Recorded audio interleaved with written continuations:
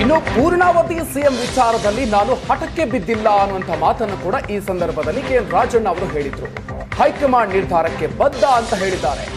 ಇನ್ನು ಮತ್ತೊಂದು ಕಡೆಯಲ್ಲಿ ಶೋಷಿತರ ಸಮಾವೇಶಕ್ಕೆ ಸಂಬಂಧಪಟ್ಟಂತೆ ಶೋಷಿತರ ಸಮಾವೇಶ ಮಾಡೋದು ಫಿಕ್ಸ್ ಅನ್ನುವಂಥ ಮಾತನ್ನು ಕೂಡ ಹೇಳಿದ್ದಾರೆ.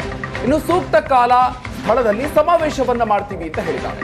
ಇನ್ನು ಕಾಂಗ್ರೆಸ್ ಬಡವರ ಪಕ್ಷ, ಅದಕ್ಕಾಗಿ ಸಮಾವೇಶವನ್ನ ಮಾಡ್ತೀವಿ, ರಾಹುಲ್ ಗಾಂಧಿ ಅವರನ್ನ ಕೂಡ ಕರಿತೀವಿ ಅನ್ನುವಂಥ ಮಾತನ್ನ ಕೆಎನ್ ರಾಜಣ್ಣ ಅವರು ಹೇಳಿದ್ರು.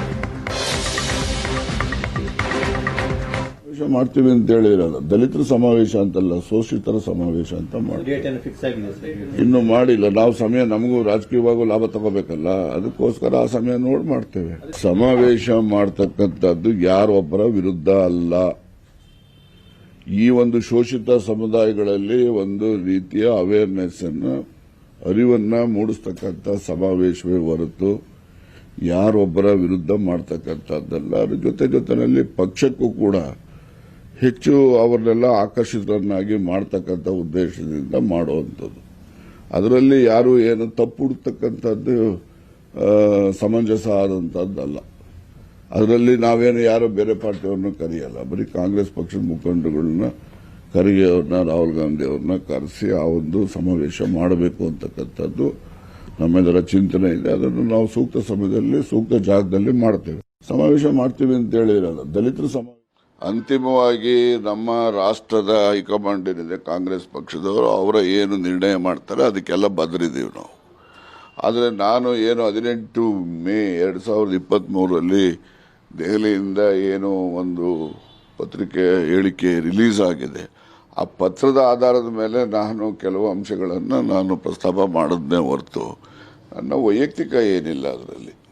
ಅಂದ್ರೆ ಉಪಮುಖ್ಯಮಂತ್ರಿ ಕೆಪಿಸಿಸಿ ಸ್ಥಾನ ಲೋಕಸಭೆಯವರೆಗಿರುತ್ತೆ ಅನ್ನುವಂಥ ವಿಚಾರಕ್ಕಲ್ವಾ? ಅದೊಂದು ಅವರೇ ಬರೆದಿದ್ದಾರಲ್ಲ. ಹಾಗೆ ಇನ್ನೊಂದು ವಿಚಾರ, ಸಿಂಗಲ್ ಡಿಸಿಎಂ ಅಂತ ಡಿಕ್ಲೇರ್ ಮಾಡಿದ್ರು ಅವತ್ತು. ಹೌದು, ನಾವು ಮತ್ತೆ ಮಧ್ಯದಲ್ಲಿ ಡಿಸಿಎಂ ಹೆಚ್ಚುವರಿ ಬೇಕಂತ ಮೊದಲೇ ಶುರು ಮಾಡಿದ್ರಿ. ನಾನು ಲೋಕಸಭಾ ಚುನಾವಣಾ ಪೂರ್ವದಲ್ಲಿ ಪ್ರಸ್ತಾಪ ಮಾಡಿ ಸತ್ಯ, ಅದು ಆಗಿದ್ದಿದ್ರೆ ಇನ್ನೂ ಹೆಚ್ಚು ಸೀಟ್ಗಳು ನಮಗೆ ಗೆಲ್ತಾ ಇದ್ದು. ಯಾಕೆಂದರೆ ಬೇರೆ ಬೇರೆ ಸಮುದಾಯದವರಿಗೆ ಪ್ರಾತಿನಿಧ್ಯ ದೊರೆತಾಗ ಆ ಸಮುದಾಯದ ಪ್ರೀತಿ ವಿಶ್ವಾಸ ಪಕ್ಷದ ಬಗ್ಗೆ ಹೆಚ್ಚುತ್ತೆ. ಏನೇನು ಡಿಸಿಎಂ ಅನ್ನೇನು ಹೊಸದಾಗಿ ಏನು ಕಿರೀಟ ಇಡ್ತಾರ, ಅವ್ರಿಗೆ ಏನು ಕಿರೀಟ ಇರೋದಿಲ್ಲ. ನಾನೇನು ಹಠಕ್ಕೆ ಬಿದ್ದಿಲ್ಲ. ಅಂತಿಮವಾಗಿ ನಮ್ಮ ರಾಷ್ಟ್ರದ ಹೈಕಮಾಂಡ್ ಏನಿದೆ ಕಾಂಗ್ರೆಸ್ ಪಕ್ಷದವರು, ಅವರ ಏನು ನಿರ್ಣಯ ಮಾಡ್ತಾರೆ ಅದಕ್ಕೆಲ್ಲ ಬದ್ರಿದ್ದೀವಿ ನಾವು. ಆದರೆ ನಾನು ಏನು 18 ಮೇ 2023 ದೆಹಲಿಯಿಂದ ಏನು ಒಂದು ಪತ್ರಿಕೆ ಹೇಳಿಕೆ ರಿಲೀಸ್ ಆಗಿದೆ, ಆ ಪತ್ರದ ಆಧಾರದ ಮೇಲೆ ನಾನು ಕೆಲವು ಅಂಶಗಳನ್ನು ನಾನು ಪ್ರಸ್ತಾಪ ಮಾಡಿದ್ನೇ ಹೊರತು ನನ್ನ ವೈಯಕ್ತಿಕ ಏನಿಲ್ಲ ಅದರಲ್ಲಿ. ಅಂದ್ರೆ ಉಪಮುಖ್ಯಮಂತ್ರಿ ಕೆಪಿಸಿಸಿ ಸ್ಥಾನ ಲೋಕಸಭೆಯವರೆಗಿರುತ್ತೆ ಅನ್ನುವಂಥ ವಿಚಾರಕ್ಕಲ್ವಾ? ಅದೊಂದು ಅವರೇ ಬರೆದಿದ್ದಾರಲ್ಲ. ಹಾಗೆ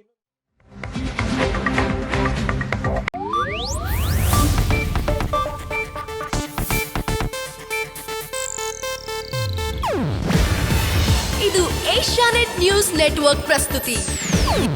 ನೀವು ನೋಡ್ತಿದ್ದೀರಾ ಏಷ್ಯಾನೆಟ್ ಸುವರ್ಣ ನ್ಯೂಸ್.